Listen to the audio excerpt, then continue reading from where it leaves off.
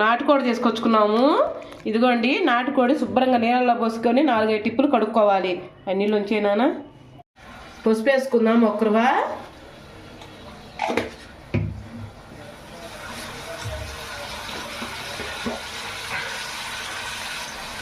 ఉప్పు వేసుకుందాం కొంచెం, ఎందుకంటే ఆయనకు మన కర్రీలు వేయాలి కాబట్టి కొంచెం వేసుకుంటున్నాను.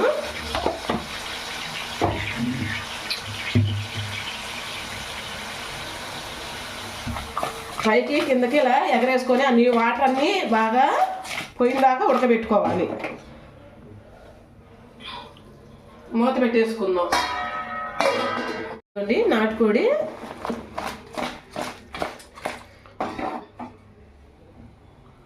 అంతా ఆవిగిని పెట్టేసేసాను. ఇంకా మధ్యాహ్నం వండుకుందాము. ఓకేనండి. పొద్దున ఆవిగిలో పెట్టుకొని ఉంచుకున్నాం కదండి, అవి తీసుకొని ప్లేట్లో పెట్టుకో. పొద్దున నేను ఆవిగిలో పెట్టుకుని గిన్నెలోనే వేసానండి. ఇదిగోండి 1 స్పూన్ వేస్తున్నాను. పొద్దున వేసి మనం ఆవిగిలో పెట్టాం కదా ఆయిల్ వేసి, అందుకని ఇదిగోండి 1 చెక్క, 1 యాలక్కాయ, 4 ఇవ్వండి లవంగాయలు, అవి బాగా ఎగుతాయి. నెక్స్ట్ టమాటా, 1 ఉల్లిపాయ, అవి కూడా బాగా వేయించుకుందాం.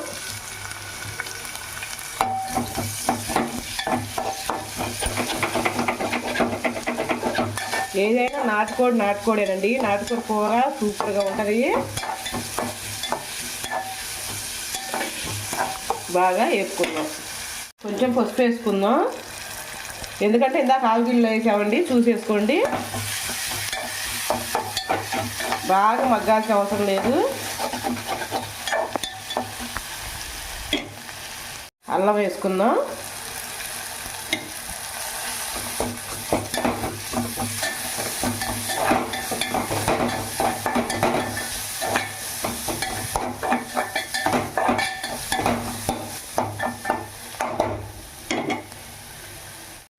దాంట్లోకి జీలకర్ర పొడి,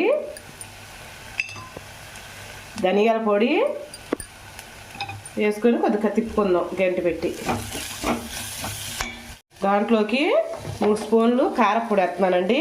ఇదిగోండి కారపొడి 3 స్పూన్లు వేసాను. ఎక్కువ వేస్తే మంట పుడుతుంది, ఎక్కువగా తినలేరు. బాగా ఒక ఆయిల్ తక్కువ వేసానండి, ఎందుకంటే నాటుకోడిలో ఎక్కువగా ఆయిల్ ఉంటుంది, కొవ్వు అండి, అందుకని ఆయిల్ తక్కువ వేసాను. మనం ఇంకా ఇదిగోండి చికెన్ ముక్కలు వేసేసుకుందాం. నాటుకోడి సూపర్గా ఉంటుందండి, ఒక్కసారి ట్రై చేసి చూడండి. శుభ్రంగా కలదిప్పుకుందాం ఒకసారి. నెక్స్ట్ ఉప్పు వేసుకుందాం. ఇదిగోండి 1 స్పూన్ ఉప్పు వేస్తున్నాం, ఎందుకంటే ఇందాక మనం ఆవిగిల్లో వేసాం, చూసేసుకోండి. అది కూడా బాగా కలదిప్పుకుందాం.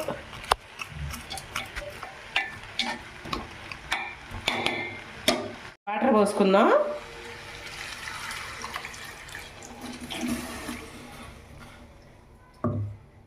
కాసిన పోసుకుందామండి. నాటుకోడిలో కొంచెం పడతాయి నీళ్ళు ఎగస్ట్రానే.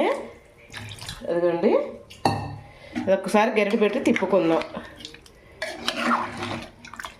ఇంకా మనం మూత పెట్టేస్తే ఉడుకుతుంది. వాటర్ ఎక్కువే పడతాయి నాటుకోడిలో, ఎందుకంటే అది ఉడికే వరకే లేట్ అవుతుంది. అందుకని బాయిలర్ కోడిలాగా ఎమ్మటే ఉడకదు. అందుకని నేను ఇగో ఈ చెమ్ముతో నీళ్ళు పోసాను.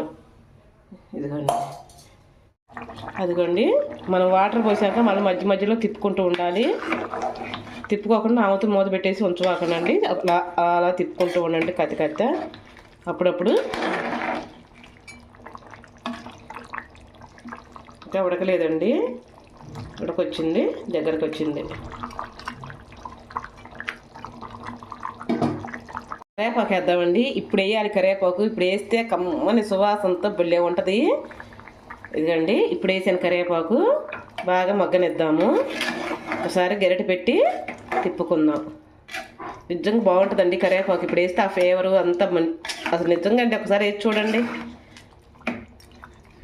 ఉడకలేదండి, ఇంకా ఉడకబెట్టుకుందాం. ఇదిగోండి కొంచెం గరం మసాలా చల్లుకుందాం. ఎంత అండి, 1/2 స్పూన్. కొంచెం మరింత వేసుకోను, మా పిల్లలకు గ్యాస్ వస్తుంది, మళ్ళీ మాకు ఇబ్బంది, అందుకని కొంచెమే వేస్తున్నాను. అదిగోండి కూర అయితే రెడీ అయిందండి.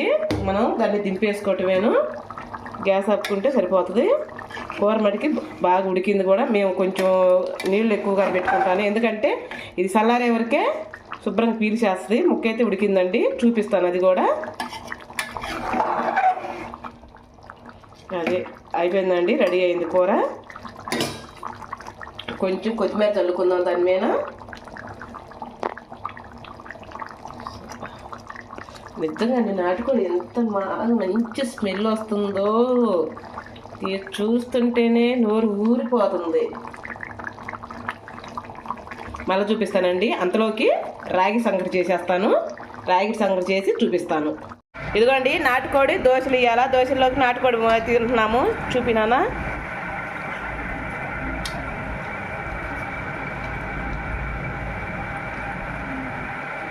ముక్క చూపినానా? ఎలా ఉంది? బాగుందా? సూపర్గా ఉందా? ఓకేనండి. ఈ వీడియో నచ్చితే ఒక లైక్ చేసి ఒక కామెంట్ చేయరా.